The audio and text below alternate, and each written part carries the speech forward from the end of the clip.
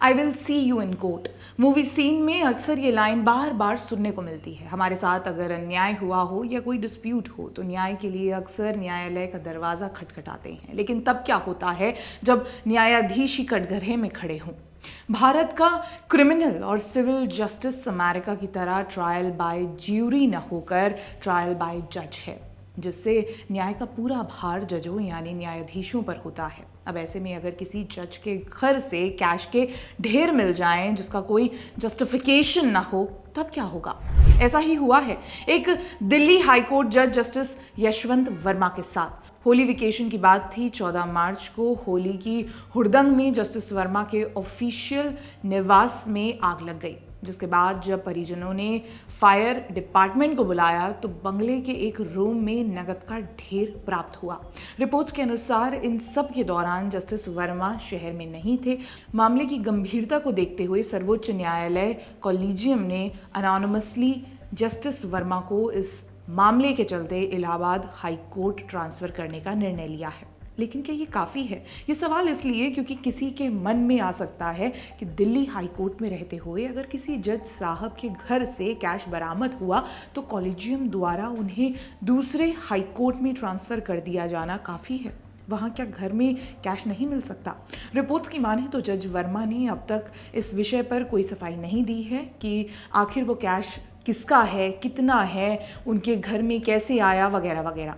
कुछ judicial members को लगा केवल ट्रांसफ़र कर देने से न्याय तो नहीं हुआ, कुछ स्ट्रिक्ट पनिशमेंट होनी चाहिए।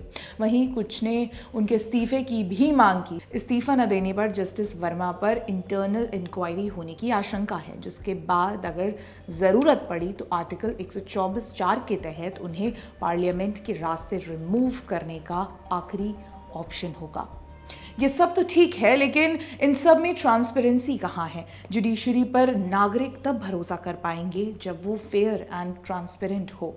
तो क्या जजेस इस ट्रांसपेरेंसी और स्क्रूटनी से परे हैं?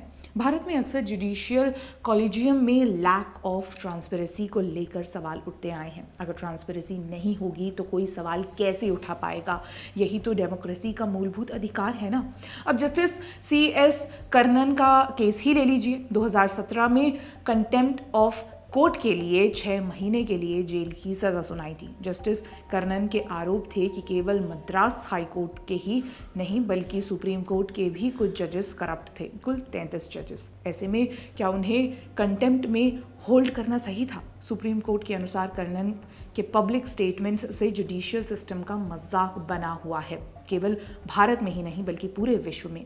लेकिन यही बात जब प्रशांत भूषण ने बार बार कही तब करीब 10 जजेस ने उनके खिलाफ चल रही कंटेम्प्ट प्रोसीडिंग पर सवाल उठाए, फ्री स्पीच का हवाला देते हुए। खैर, मुद्दा इस वीडियो का वो नहीं है, but just a point two remember. देखा जाए तो 9 सुप्रीम कोर्ट जजेस ने जुडिशरी के भीतर करप्शन की बात कही थी। उनमें से 2 तो जब वो चेयर में थे तभी।